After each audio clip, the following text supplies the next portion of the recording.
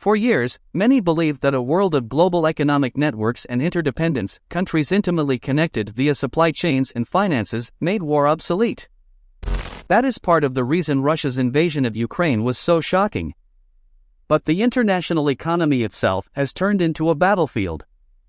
The conventional war in Ukraine has unleashed a swift and staggering economic conflict, led by the United States and its allies against Russia. And that war is being waged with new weapons, forged in the post-Cold War age of global networks. As much as we talk about multipolar politics, when it comes to global networks, there is just one superpower, the United States. Many global networks have centralized economic choke points, and the United States is able to seize these, turning them into tools of coercion. No other country can match this ability. America can now redeploy global networks to entangle and suffocate oligarchs, banks, and even entire countries, as Russia has painfully discovered. It is now up to the United States to determine how to steward this enormous power.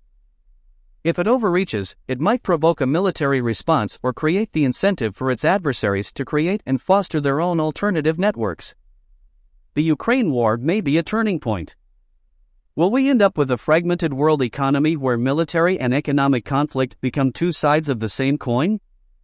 Or will we figure out ways to contain economic conflicts and stop them from spiraling into further military confrontations? Along with more conventional sanctions on Russian oligarchs and some Russian goods, key Russian banks have been denied access to dollar clearing, the beating heart of the global financial system. They have been turned away from the SWIFT messaging network, which allows money to be transferred across borders. In response to what it calls economic war, Russia has threatened to disrupt the global economy, cutting off gas flows to Western Europe and banning the exports of key raw materials. But the economic tools that it can use against the West are far less effective than the tools that can be used against it. If Russia stops selling gas, neon or fertilizer, there will be global shortages and dire consequences for poor countries and poor people as food prices go up. Still, the countries that Russia is targeting will be able to weather the transition and will eventually find sources elsewhere. While there are substitutes for Russian nickel, there's no good substitute for the US dollar and US technology. It is very hard to get paid for things you sell if you can't use SWIFT messaging and have been cut off by the US regulated financial institutions that clear transactions in dollars. And it's hard to build sophisticated machines without semiconductors that are made with US intellectual property.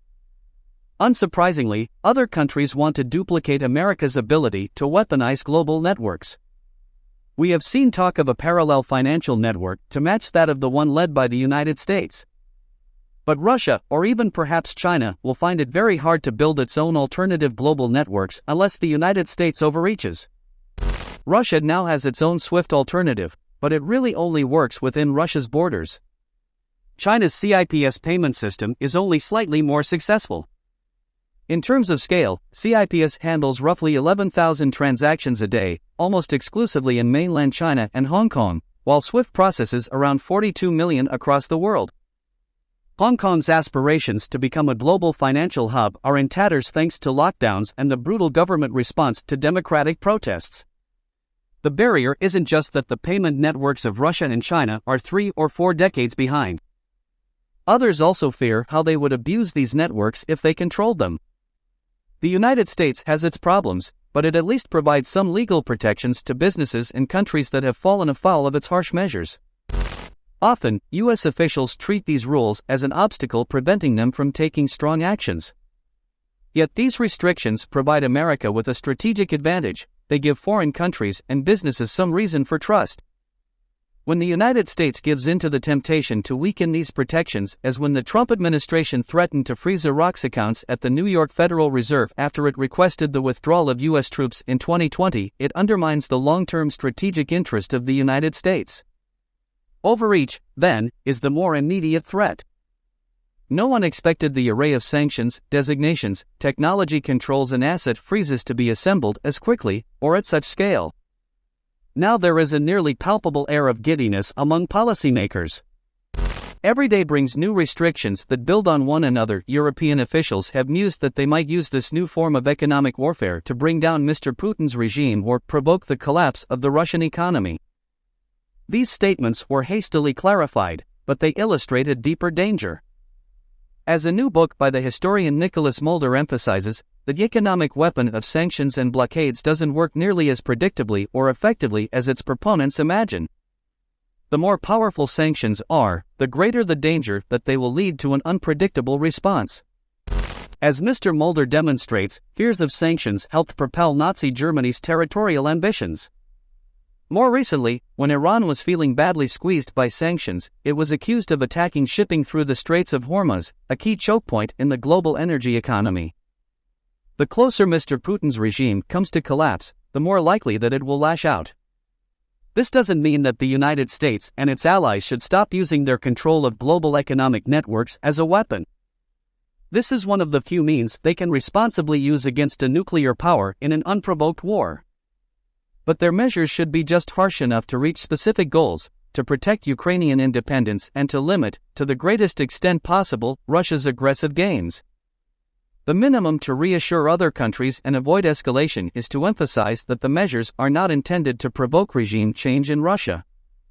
America may also need to adjust and recalibrate sanctions to contain economic fallout and unexpected consequences for allies, as it did in 2018, when U.S. sanctions against Oleg Deripaska threatened to disrupt aluminum supply chains in Europe. Similar adjustments should aim to prevent wide-scale human suffering in Russia and elsewhere. Negative economic restrictions have to be balanced by positive economic aid to countries at risk of hunger.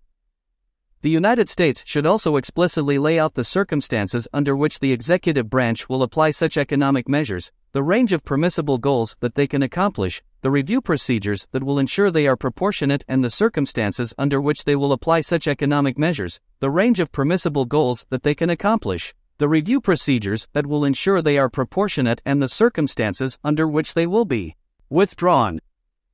These commitments will help minimize the very real risk that future economic conflict will turn violent. Once many thought that an interdependent world economy prevented war. It would be bitter indeed if it provoked war instead.